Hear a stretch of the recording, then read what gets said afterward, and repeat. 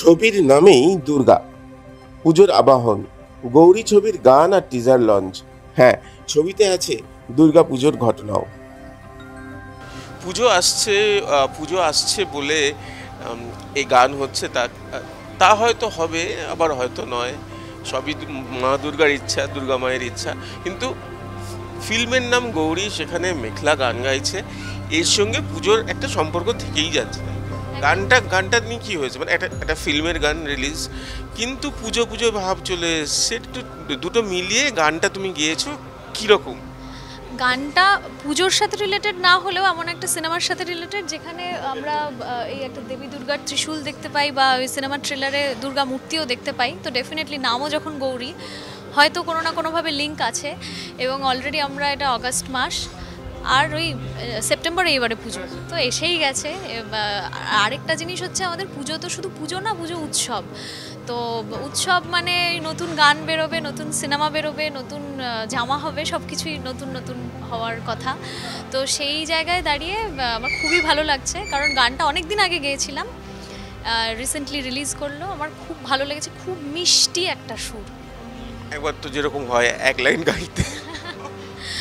তোমার চোখের নীলে রইব আমি, ইশারা কাব্য সবে পড়ে নেব আজ, মিশে যাব হয়ে তোমাতে আমি, আবেগে বন্ধরে মনের জাহাজ।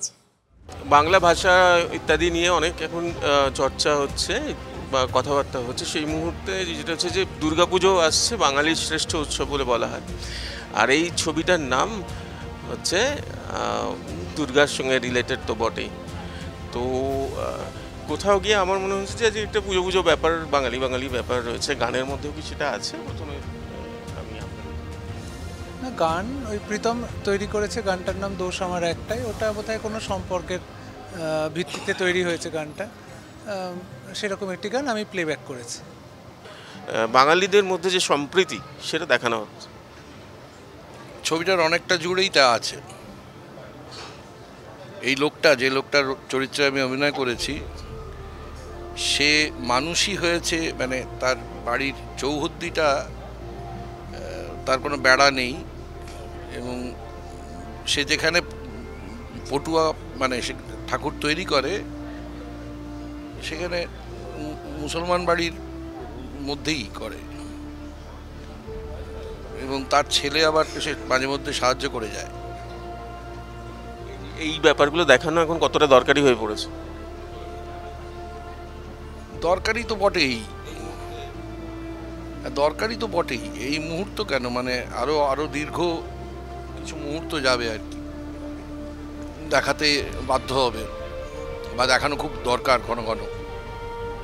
যেখানে হচ্ছে একটা পুজো হচ্ছে, যেখানে নায়িকার দিদি, আর ওখানে একটা ভালো সিন হচ্ছে, এখানে ঢাক বাজছে, হিন্দু মুসলিমের একটা পুরো একটা বন্ধুত্ব আছে, যেখানে সবাই মিলে একটা পুজো হচ্ছে, একটা ভালো একটা পরিবেশ তৈরি হয়েছে। গৌরী আমার সঙ্গে রয়েছেন এই ছবিতে। গৌরীর ভূমিকায় যিনি রয়েছেন তিনি নবাগতা। আপনি প্রথমেই দুর্গা? হ্যাঁ, এর আগে করিনি তেমনটা না। এর আগে ছোটোখাটো যেমন পাড়ার অনুষ্ঠান বা হচ্ছে আমাদের স্কুলের যে অ্যানুয়াল ফাংশন, সেখানে কাজ করা হতো। বাট একটা লার্জ স্কেলে যে কাজটা, এটা প্রথম, সেদিক থেকে প্রথম। বাট এর আগে ছোটোখাটো কাজ করেছি। দেন প্রসেনজিৎ দা আমাকে এই ক্যারেক্টারটার জন্য সিলেক্ট করেছেন, তো তার জন্য অনেকটাই থ্যাঙ্কফুল তার প্রতি। আমি কখনো ভাবিনি যে এরকম একটা চরিত্রে আমাকে সিলেক্ট করা হবে এবং আমার পাশে এত বড় বড় আর্টিস্টরা থাকবে। আমার কাছে পুরোটাই স্বপ্নের মতো লাগছে। আজকে এই ইন্টারভিউটা দিচ্ছি, এটাও আমার কাছে পুরো স্বপ্নের মতো লাগছে। ঢোকার পরে যে তো আপনাদের সঙ্গে কথা বলছি, এটা বুঝতে পেরেছি। কিন্তু আমি একটা যা শুনছিলাম যে ওখানে একটা পুজোর বোধহয় সিন আছে, যেখানে দুর্গাপুজো হচ্ছে। আপনি কি শাড়ি পরেছিলেন?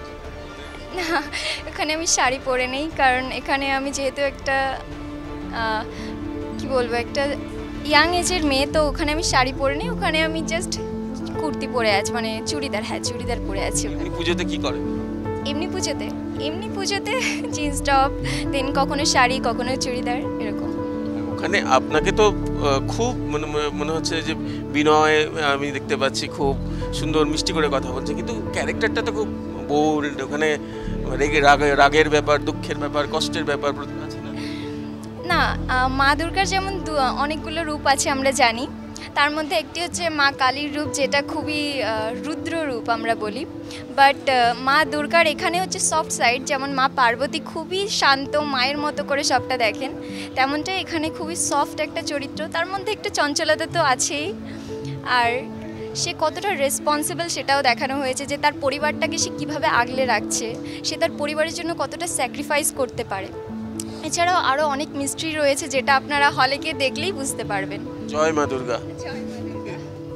হ্যাঁ, গৌরীটা মূলত এখানে একটা নারী শক্তির গল্প। তো আমি মানুষের সামাজিক জীবন নিয়ে একটা গল্প লিখেছি বা সেটাকে সিনেমার পর্দায় নিয়ে আসার চেষ্টা করেছি। আর গল্পটা সম্পর্কে বিশেষ করে কিছু বলতে চাই না, কারণ গল্পটা আর রিভিল করতে চাই না। তো আমার গল্পটার কেন্দ্রবিন্দু একটা গর্ভবতী পাগলিকে নিয়ে। তো সেই একটা গর্ভবতী পাগলিকে নিয়ে কেন্দ্র করেই সেখান থেকে গল্পের ডালপালা সরাতে থাকে। সেখানে সমাজের বিভিন্ন দৃষ্টিভঙ্গি, বিভিন্ন দিক থেকে আলোকপাত করা হয় এবং বিভিন্ন সূত্রে গল্প এগোতে থাকে, এবং একটা সময় গিয়ে একটা পরিপাটিভাবে একটা গল্পের সমাপ্তি সেখানে টানা হয়। সুরজিতের সঙ্গে প্রীতম দে, ক্যালকাটা নিউজ।